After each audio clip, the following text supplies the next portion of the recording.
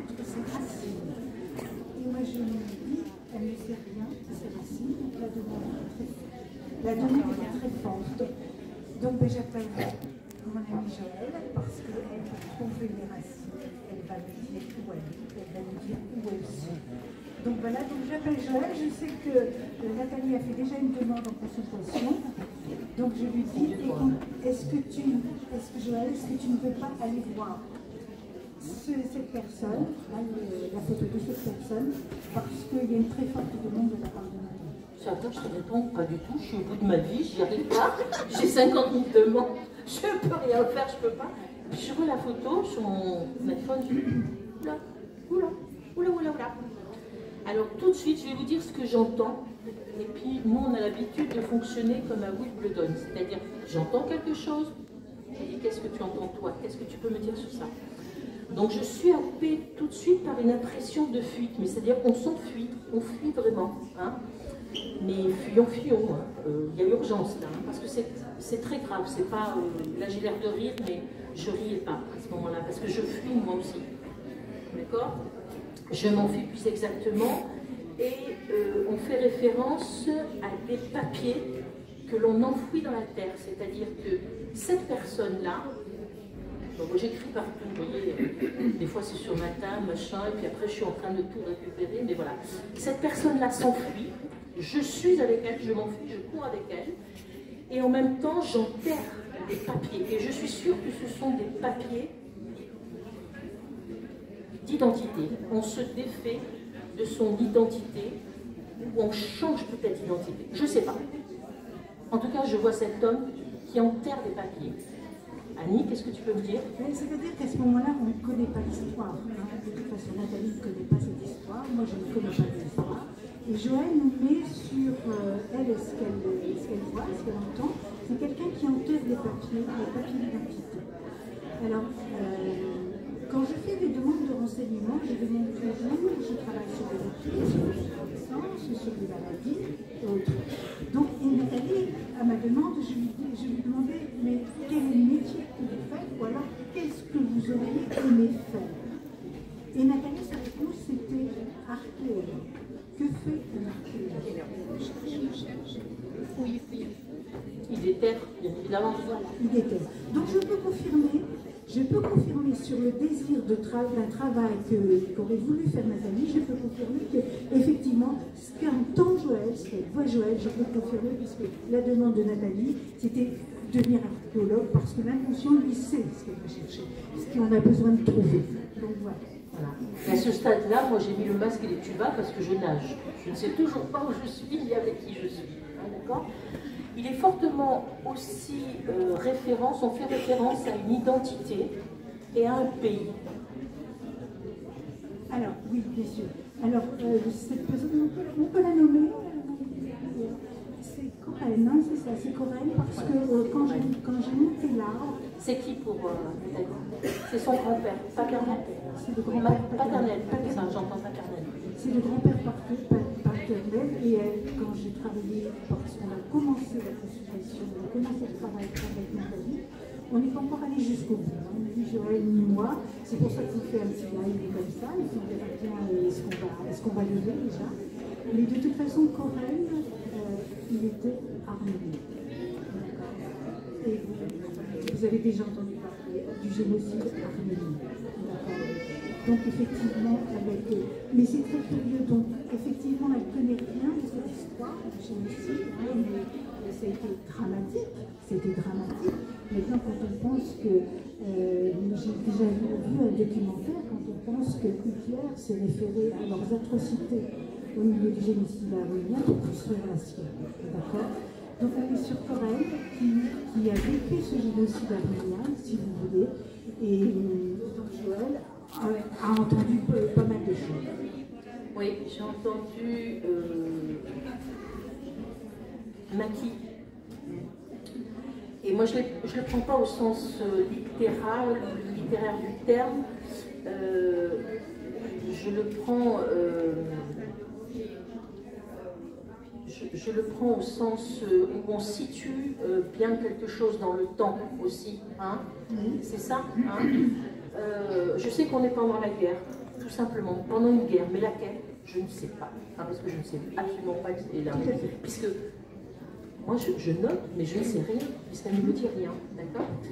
Et Maki, effectivement, Maki, tu as quelque chose à dire sur la situation du temps? C'est-à-dire que toi, tu entends la guerre, et il faut savoir que le massacre des Arméniens, ce génocide a commencé quand même en 1915, et soi-disant c'est terminé en 1918, il n'y a plus tard encore après. Donc on est bien pendant une guerre. Voilà. Je l'entends une guerre pour situer, et le massacre des Arméniens a été situé à cette époque-là. J'ai entendu Apatrid aussi. Ça va donner aussi un élément. Et j'ai vu qu'on écoute un poste de radio, mais comme on l'écoutait pendant la guerre de 39-40, voilà, comme nos parents et nos grands-parents l'écoutaient. Donc pour situer encore le temps, hein, dans le temps, c'est ça?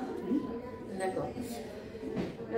Sur la photo, j'avais marqué traumatisme, répudie, confusion du grand-père, fils du grand. 2 garçons, là elle patoche, partito, non mais là ce que je vous dis c'est mon délire mystique quand j'écris. J'ai marqué suspicion assassinat et je suis pas fou. Je ne suis pas fou. C'est ce que j'ai marqué. Je dis là parce que j'ai pas montré ça à Annie et je crois qu'elle comprend maintenant. Et j'ai pas montré ce que j'avais écrit, c'est-à-dire. Voilà un petit peu. Voilà, ça, c'est ça. Voilà. Je ne suis pas fou. Il faut savoir que Coralie a été dans un école de psychiatrie. Je m'attends pas. Excusez-moi, on ne t'entend pas, Annie, du tout. Il faut savoir que Coralie a été dans un hôpital psychiatrique. Et le je ne suis pas fou, je comprends maintenant. C'est-à-dire qu'il était peut-être tout simplement dépressif, parce qu'il faut savoir qu'une dépression, ça vient après l'oppression. Effectivement, on enlève la pression, donc il y a eu oppression, et effectivement, ce génocide, ça a dû être terrible pour lui. Donc, à l'époque, peut-être la dépression, on mettait des gens dans l'hôpital psychiatrique, et lui vient de dire à Joël, je ne suis pas fou, d'accord? Donc, il a été emprisonné dans sa tête, d'une façon involontaire. Il n'était pas fou, il était juste peut-être déprimé. La dépression fait opposition à l'oppression. Voilà. J'ai marqué aussi dessous chamboulé, beaucoup de bruit dans ma tête parce que je l'entends. Je suis là et je l'entends, il y a beaucoup de choses dans sa tête. Et j'ai marqué rien qui ne décide ce qu'on me fait. C'est marqué. J'avais oublié de te le dire. Ah non, mais c'est pas grave. Donc, franchement, il a dû subir des choses atroces parce que, n'étant pas fou, on sait bien qu'ils employaient des méthodes quand même terribles au niveau de ces incarcérations, mais lui confirme qu'il n'est pas fou. Et ça, c'est terrible quand même. Donc, tu vois un petit peu, alors que je t'explique maintenant, tu es gisante de Corée. Alors, les gisants, ce qu'on appelle les gisants, c'est-à-dire que vous êtes porteur de la mémoire de la personne avec qui on fait le lit. Donc voilà un petit peu. Et quand tu m'as demandé, je ne connais pas mes racines, et bien, tu as déjà une situation de tes racines, si tu veux, avec une injustice terrible. Une injustice terrible. D'accord, hein? Et comment cette injustice est une conséquence chez toi? Est-ce que tu en as conscience d'une injustice? Probablement, d'accord, ok. C'est bon? Ensuite, je vois quelque chose qui va interpeller sûrement une psychogénéalogiste, c'est qu'il y a beaucoup de mâles d'hommes qui s'en vont dans cette famille. On sait que les hommes meurent beaucoup, bien sûr qu'on meurt tous, mais là il y a quelque chose d'anormal quand même. C'est-à-dire que les hommes aussi étaient des chairs à canon, de toute façon, ils allaient à la guerre et tout ça. Mais ce qui est... Il y a un phénomène de répétition inconscient quand même, parce que sur ta génération, quand on va sur ta génération, il me semble, je ne sais pas, je ne sais absolument pas, hein, mais j'entends. Oui, voilà. Mais ce qui est intéressant aussi, c'est-à-dire que, comme j'explique toujours, les arbres du père et de la mère se répondent, c'est un effet miroir. Et du côté du papa, du grand-père Coren et des génocides arméniens, il faut savoir que du côté de la maman, d'un côté il y a un génocide, du côté de la maman, c'est une hécatombe. C'est le mot employé, d'ailleurs, par toi. Ah oui, parce que j'ai marqué, je vois aussi, parce que je le vois, je suis au milieu de beaucoup de gens qui sont enterrés dans une même place, je marque qu'ils sont tous là, dans une même place, Et c'est un charnier, c'est une fosse et c'est un charnier. Bien sûr. Voilà. Hein, donc, le génocide. et je m'enfuis, je continue à m'enfuir. Hein, d'accord? Ensuite, il y a quelque chose, ah oui, il y a quelque chose sur lequel je t'ai interpellé, et je vais t'interpeller. D'abord, toi, j'y vais là. Ah oui. Pourquoi sur Facebook tu t'appelles? Alors ça m'a. Oui, moi aussi. Je me suis dit, mais Moi aussi. pourquoi? Moi Il y a un aussi. truc là-dessus, il y a un truc dont j'ai dit, est-ce que tu peux m'expliquer? Toi, est-ce que tu peux m'expliquer pourquoi tu t'appelles Marie Ingalls? Elle sait. Pourquoi tu t'es nommée comme ça? Il y a forcément une raison, quelquefois inconsciente. Pour toi, Marie Ingalls, c'est quoi? C'est qui? En fait, c'était une certaine forme d'amour. Oh, ben non. D'une façon complètement consciente. Qu'est-ce qu'elle fait, Marie Ingalls, c'est ça? Marie Ingalls, si tu veux, si on prend la version cinématographique, Marie Ingalls, c'est la petite maison dans la prairie, c'est je vais. Ah bah non, elle est aveugle. Mais la véritable histoire, Marie Ingalls est aveugle. C'est-à-dire qu'on ne veut pas voir. Donc c'est tout ça une couverture. Parce que, honnêtement, Nathalie, dans ta vie actuelle, bah, tout, mais ça semble aller bien. Hein, ça va. Ça belle. Et puis voilà. Tout belle. Mais quelque part dans l'inconscient, tout ça, l'inconscient conserve encore toutes ces atrocités. Hein, toutes ces atrocités. Donc c'est peut-être pour ça et tout nous parle. Hein, de toute façon, en psychogénie, tout nous parle. Même le vocabulaire que vous allez employer me parle, de toute façon. Et là, même ce surnom Marie Ingalls, c'est-à-dire je vais bien, tout va bien. Mais la véritable histoire, c'est vrai qu'elle était aveugle, Marie Ingalls, et ils étaient dans la pauvreté. D'accord? Voilà. Maintenant, on va presque tourner conscient. Elle va changer de pseudo, je crois. Vous avez Beyoncé. Beyoncé. Alors après, j'ai été sur ton grand-père qui me parle de dénonciation. J'ai écrit dénonciation, disparition. J'ai eu l'impression de le voir et puis je ne le vois plus. C'est-à-dire qu'il veut effectivement m'exprimer qu'il est là et qu'il s'en va rapidement. Il part rapidement. Il est parti de quoi? Corinne? Ah, c'est-à-dire que sur la fratrie, sur l'arbre, on ne le voit plus. Voilà, il disparaît. Pourquoi? À 39 ans. 37 ans. 37 ans. Je Voilà. préfère 37 ans. Ils leur touchent, ils ne font pas de... Non. Alors, c'est une question que je poserai, moi, certainement, si on avait fini la consultation, c'est une question que je poserai. Est-ce qu'il t'est arrivé quelque chose dans les 36-37 ans? Ça peut être quelque chose de bien aussi.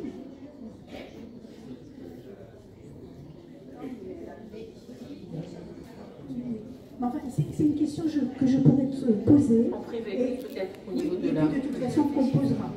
D'accord.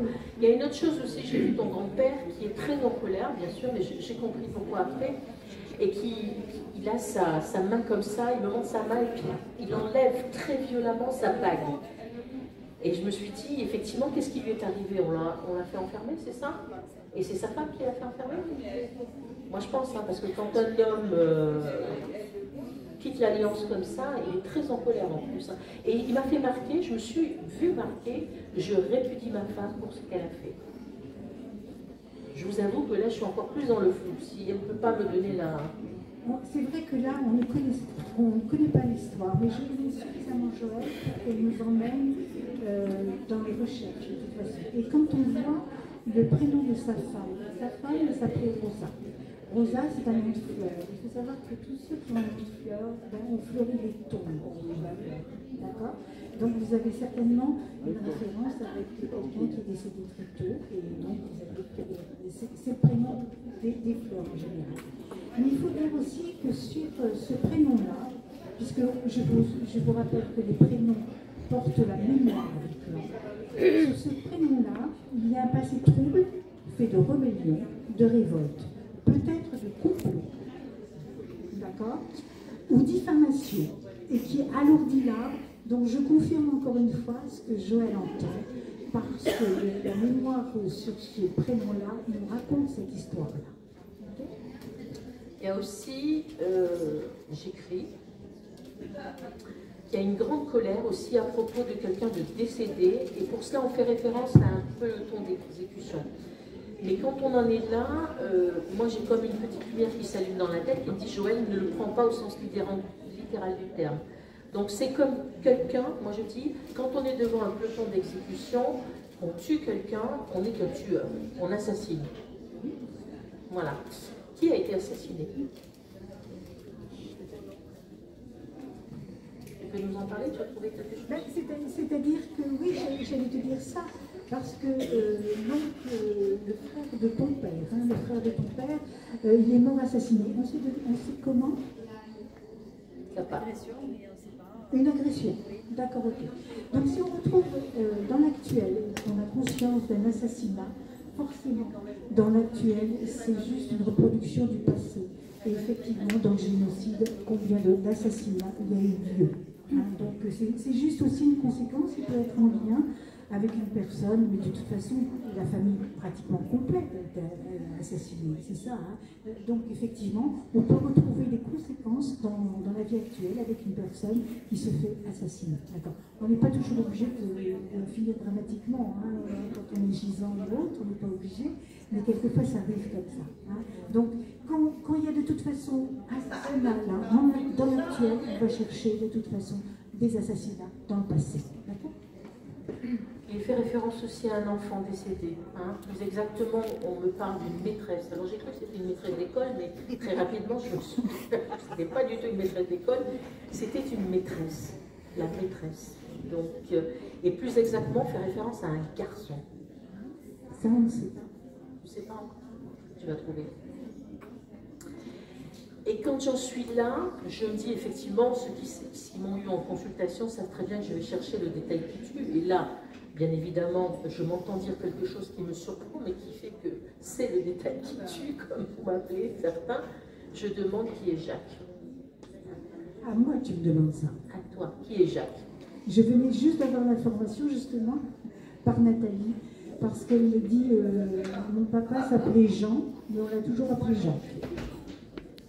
Et voilà Joël. Donc pour vous dire que je pense que tout ce qu'on m'a dit, je l'ai bien entendu. Je suis sourde pour les vivants, mais pas pour les défunts. Et que je pense que tout ce qu'on m'a dit, c'est ça. Et même l'histoire de la maîtresse, je crois qu'il faut que tu cherches de ce côté-là un enfant effectivement décédé qui fait partie de l'arbre avec la maîtresse. Et la vraie maîtresse, pas la maîtresse d'école. On est sur cette époque-là. Donc on peut présumer qu'effectivement, on va le retrouver là. D'accord? Et une perte d'identité, perte d'abandon de son pays, c'est ça? Oui, perte de racines. Et je me suis entendu dire, on ne sait pas où on va, mais on sait pas d'où on vient, mais on sait où. Non, même pas. Même pas, c'est le si on ne contraire. sait pas d'où on vient, on ne sait Voilà. pas où on va. Des fois, je dis des trucs aussi. Voilà. Mais c'est vrai que je dis toujours sans racines, il n'y a pas de feuilles. D'accord? Donc ça c'est important. Et les racines manquent cruellement à Nathalie. C'est pour ça qu'elle a fait cette demande. Je voulais revenir aussi sur les prénoms. Vous savez qu'ils sont porteurs de la mémoire du clan. Son papa, Jean. Jean, on entend ange. D'accord? Dans Jean, on entend ange. Donc ange, c'est qui les petits anges? Oui, on parle bien des petits-enfants. Et en général, ce sont les petits-enfants qui sont morts. D'accord? Et en plus, il est nommé Jacques. Et sur Jacques, on nous parle d'un géniteur qui n'a pas assumé l'enfant conçu illégalement. Je t'adore. Je l'adore. Voilà, Je l'adore. Voilà un petit peu comment Voilà. on travaille avec Sachant qu'on n'a pas fini, bien évidemment, On on n'a pas fini, puisque je pense que il y a d'autres photos, auxquelles je pense que je vais te demander, parce que j'aime toujours aller jusqu'au fond de ce que j'ai commencé à entendre, donc il faut que je le sache. Donc il y a d'autres photos qu'on va te demander probablement. Voilà, ça. Et puis ce travail-là finira avec Annie. Et puis, mais ça, c'est un travail que tu m'as demandé. C'est une photo que tu m'as soumise. Donc, Oui, oui, tout à fait, parce que vraiment le besoin de Nathalie était là, de toute façon. Et puis j'ai dit, écoute, va chercher sur cette photo pour elle, on n'a pas ses racines. Sur le prénom de Nathalie aussi, on a tout ce qui a rapport à la naissance. Mais ça, c'est effectivement de l'autre côté de son arbre, du côté maternel, où les enfants meurent, mais terriblement, sur plein de générations. C'est-à-dire qu'ils en font... C'est curieux parce qu'ils en font... Sur quand je parle de l'arrière-grand-mère, j'ai en mémoire là, je le garde en visuel, là. Sur cet arbre-là, sur l'arrière-grand-mère, elle en a 8, 2 survivent, seulement 2. D'accord? Mais quelquefois, ils ne meurent pas à la naissance, hein. Ils ont 7, 12 ans, tout ça, hein. Donc c'est dramatique quand même. On descend un petit peu, ensuite on voit là aussi qu'il y a 8 enfants et 2 survivent également. Ensuite, sur l'autre arbre, 9 enfants. Et il y a toujours cette question de 2 ou 1 qui reste. Et Nathalie, elle va être prudente. Elle fait un enfant. Et une fille. Et une fille. Elle choisit de faire une fille. Elle choisit de faire une fille. Donc ça, c'est intéressant parce que qu'est-ce que va faire le cerveau avec les informations qu'il a, l'inconscient, c'est pas la peine d'en faire plus, il vient mourir. Hein? Donc quelquefois, on dit, mince, on fait une perte, on fait même une IVG ou autre, mais le cerveau, il a peut-être enregistré à une époque un petit peu plus lointaine que le deuxième, le troisième mourrait. Donc c'est pas la peine de le faire. D'accord? Donc, même pour. Quelquefois, il faut déculpabiliser. Il faut déculpabiliser même les personnes, les femmes qui ont eu recours à un IVG. Mais franchement, je fais toujours la relation, de toute façon, à plus haut, un enfant qui est mort, dans la même proportion de la fratrie, c'est-à-dire 1, 2, 3. On peut retrouver au niveau du 2 ou au niveau du 3 une perte d'un enfant. Donc, nous, celui-là, on ne va pas le mettre au niveau. Okay. Donc je veux vraiment déculpabiliser aussi les femmes qui quelquefois restent avec ça. D'accord?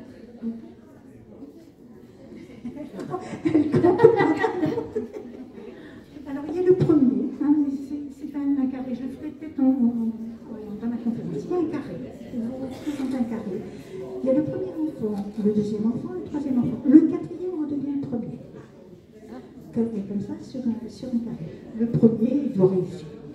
Le deuxième est plutôt médiateur, et puis le troisième, c'est créatif. D'accord? C'est celui qui vient. Tu les connais? Voilà. C'est celui qui vient un peu, emmerder le monde.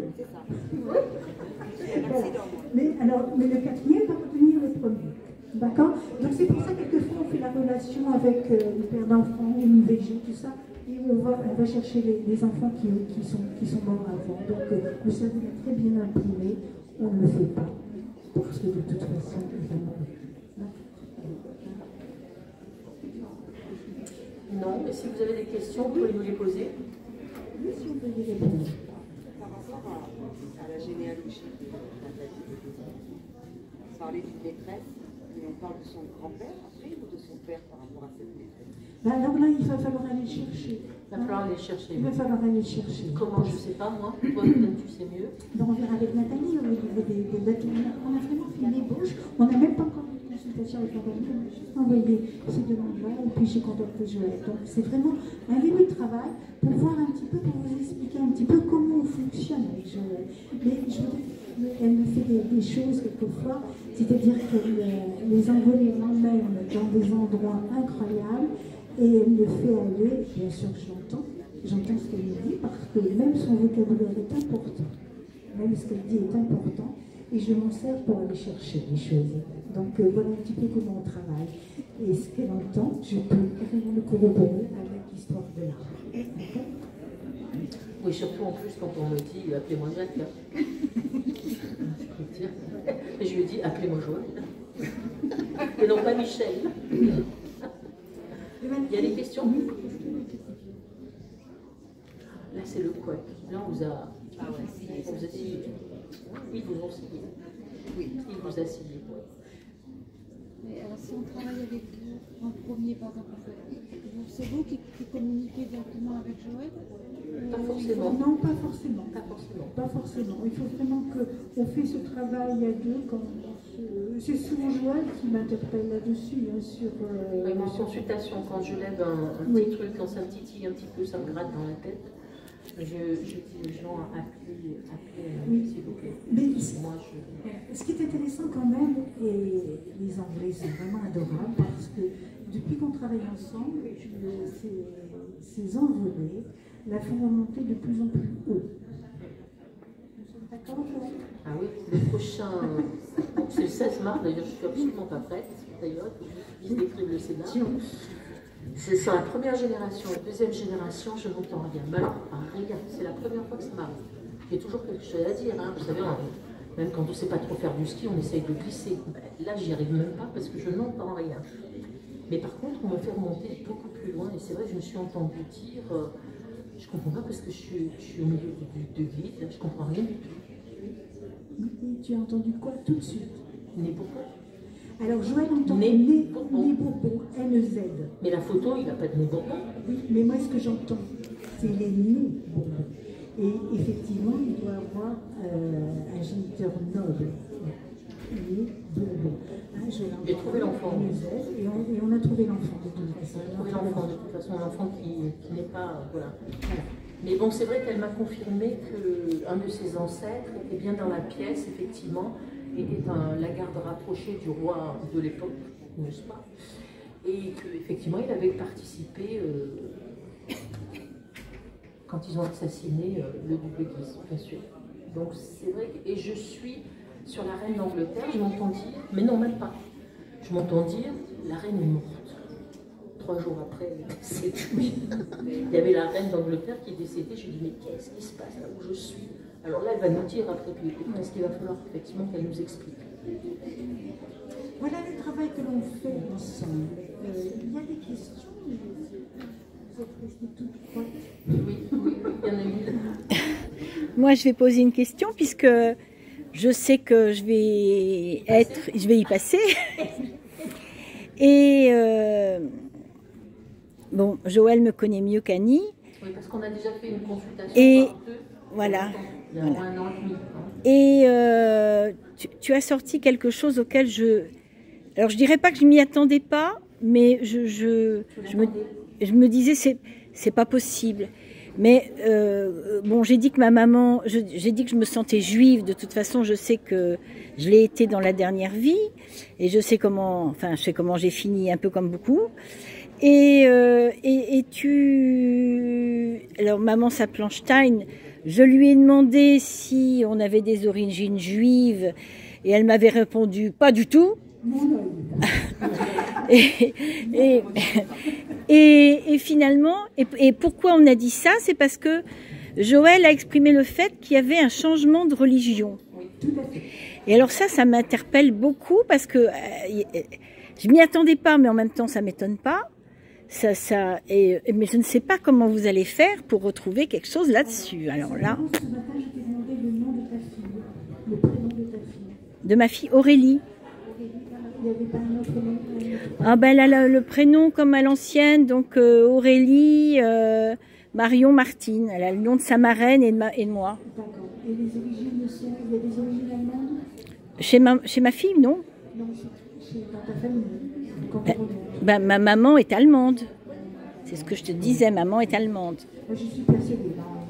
Et s'appelle Stein, donc... J'en suis persuadée. On va le trouver de toute façon. Voilà, mais ça m'a... Sorti, Changement de religion, waouh. que j'ai entendu. Parce que ça, moi, j'ai aucune trace là-dessus. J'ai l'intuition que oui, mais j'ai aucune trace. Voilà. Bah, tu as beaucoup quand même de signes dans ta vie où on te... Il y a des choses des objets qu'on te donne, qu'on t'a donné dernièrement. Même hier, je crois. Hier, tu avais il y avait un signe au niveau de quelque chose qui est juif. Ah ben, de toute façon, moi, je sais que mes meilleurs amis sont des juifs. Alors ça, nous avons eu la surprise avec Joël, et une fois, un de ses envolés, elle faisait un travail qu'on a fait ensemble de toute façon, et un de ses envolés l'a emmené dans un caveau, et cet envolé lui dit « mais les mémoires sont très, très, très anciennes ». Donc il me dit ça à moi. Donc effectivement, je prends en compte ce qu'on lui a dit, certainement pour faire des recherches. Donc j'ai eu cette chance aussi de tomber sur un arbre généalogique fait sur un site, et je suis remontée justement pour cette personne jusqu'en 1500. 1500, et donc les origines étaient bien juives, espagnoles, c'était un maran, c'est-à-dire les marans, c'était des juifs qu'on les avait convertis au christianisme, mais de toute façon ils exerçaient encore leur religion en cachette. Hein. Et ce monsieur, ce consultant, il a compris pourquoi il avait épousé une Sarah, pourquoi il faisait Shabbat le vendredi, pourquoi le parrain de son fils était juif. C'était juste une mémoire, mais très, très ancienne. Donc maintenant, grâce à Joël, je sais qu'on remonte bien plus haut. Bon, je descendrai plus dans un caveau familial. J'y vais déjà pas. Voilà. Mais quand la recherche doit peut-être être faite, peut-être qu'on donne l'information à Joël pour aller justement plus loin. Et ça, c'est vraiment. Et l'arbre après parle, comme tu dis toujours, l'arbre parle toujours. L'arbre parle toujours. Quelquefois, je ne sais rien de l'arbre, mais à un moment donné, si vous entrez dedans, dans votre recherche, vous allez avoir des renseignements. Ça, j'en suis persuadée, de toute façon. Ok ? Des questions ?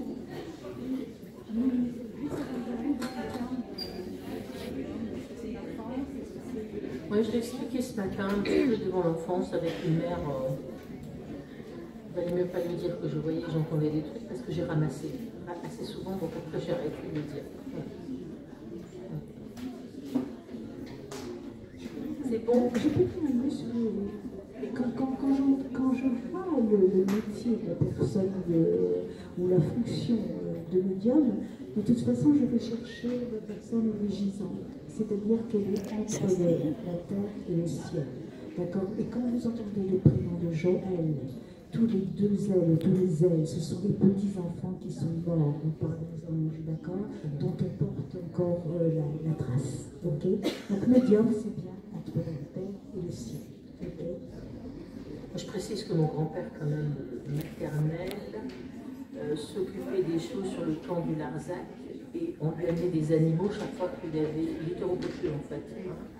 Et sa sœur, elle s'appelait Estrella, elle était tireuse de cartes dans une roulotte. Voilà. Je tire pas les cartes, j'ai cru qu'il y avait en cartes, je les aime beaucoup, hein, je les collectionne. Voilà.